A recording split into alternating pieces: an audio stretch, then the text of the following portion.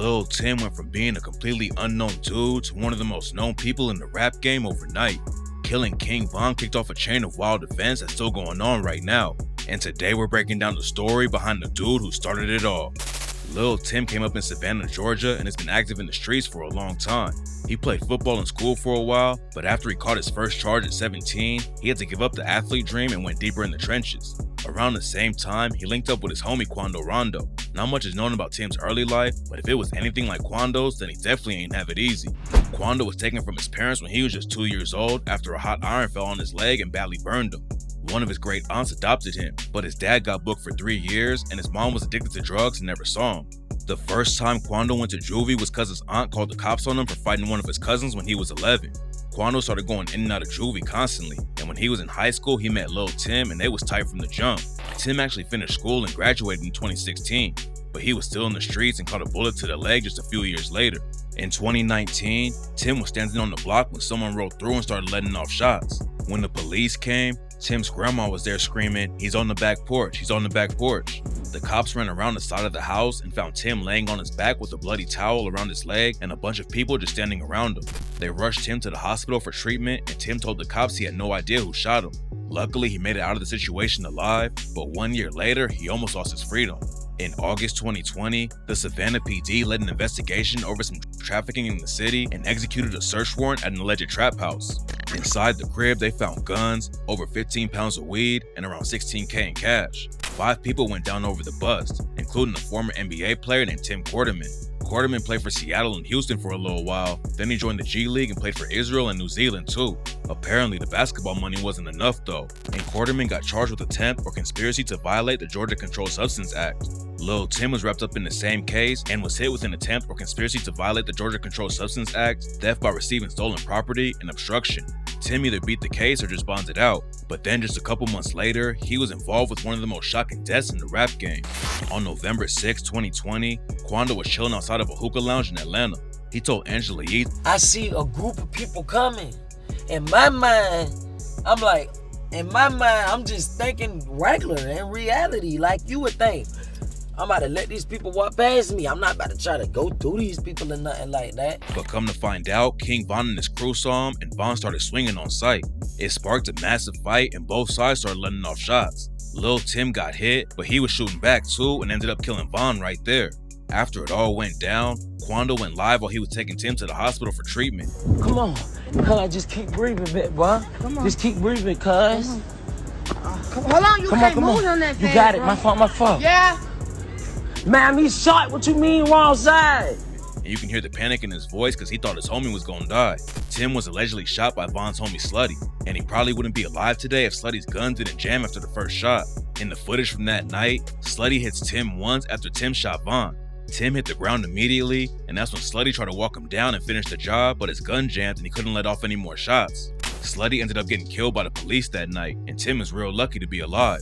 Tim pulled through, but the cops arrested him for murder while he was still recovering in the hospital. King Von was one of the hottest rappers in the world when Lul Tim killed him, and he caught a lot of hate for taking Von out.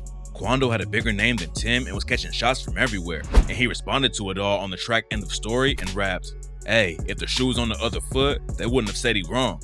What they say, that's understood. We had to make it home. I put that on the neighborhood before they bust my dome. Lul Timmy riding, right or wrong." Von was known as one of the most savage dudes in Chicago and had all kinds of cases he'd be fighting right now if he was still alive. So when the news broke he started swinging on Quando, nobody was really surprised. For a long time, the story was that Von started everything and Tim just stepped up to defend his homie. But some people think Quando and his crew started the whole situation on purpose. A few hours before they ran into Von at the hookah lounge, Quando posted a video on Instagram showing his crew flashing guns. Lul Tim allegedly even showed off the pistol they used to kill King Von, and rumors said they was trying to take him out that night. There's no real evidence to back it up, but some people think Quando leaked his location to Von on purpose because he knew Von would crash out. And on the track End of Story, he even said, "Million on my head, that's what they say. That's all you got? Make it 8. Come run up on me, bite the bait. 30 clip on me, jump out, shake." After it went down, Dirk told DJ Academics, "Everybody else, like when a real gangster, you know what I mean? When a real gangster get took out by like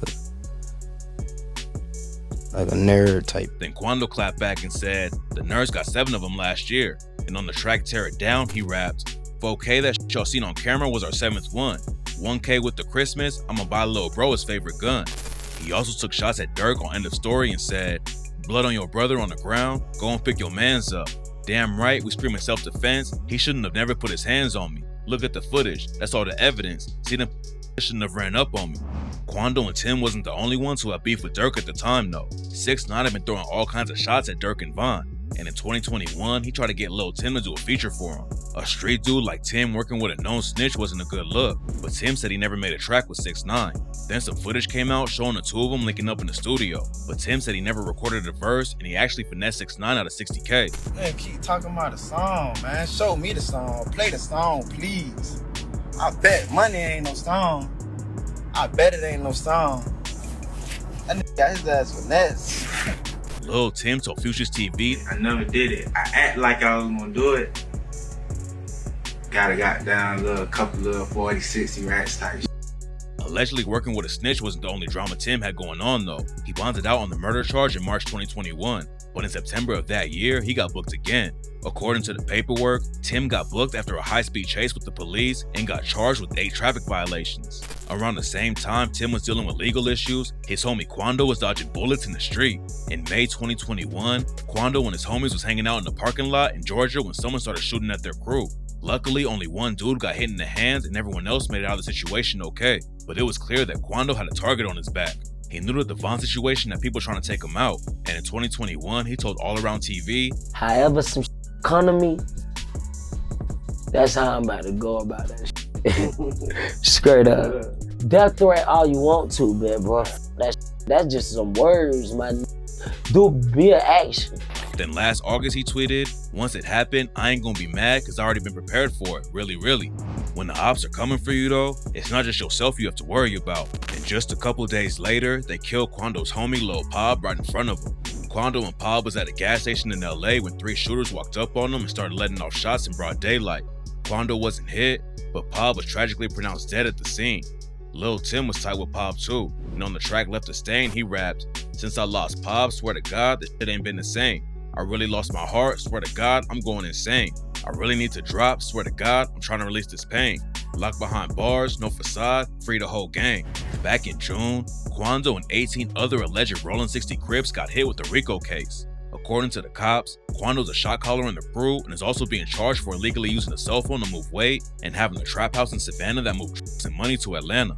Quando bonded out, but then got booked again a month later after he wrecked his whip and had to be treated for a drug overdose. The prosecutors wanted the judge to take his bond away until trial, but instead the judge just ordered him not to drive anymore. Lul Tim has been having his own legal issues too. Back in October 2022, he was booked on drug charges, but it ain't clear where the case is going right now. He probably won't do any time over it though, and he just scored another massive legal win. Last month, news broke that his murder charge for killing King Von had been dropped. Even though Von swung first, Tim still could have been facing life in prison, but now he's walking away from the whole situation. A few hours after the news came out, he dropped a track Left a Stain and rapped, just gotta collect call from New Pluto yesterday. He say he on the way, we steady catching plays. I told him about my good news, I'm about to beat this case. I really came from the bottom, I'm feeling like I'm Drake. Tim might have his freedom now, but his homie Quando is facing some serious time. They've been tight since they was kids, and Tim is obviously ready to kill for him. He told Future's TV that if he loves somebody, he'll die for him. Anybody who like to like family or something, that's how it is. Like, if I love you, I'll die for you. And Quando said the same thing.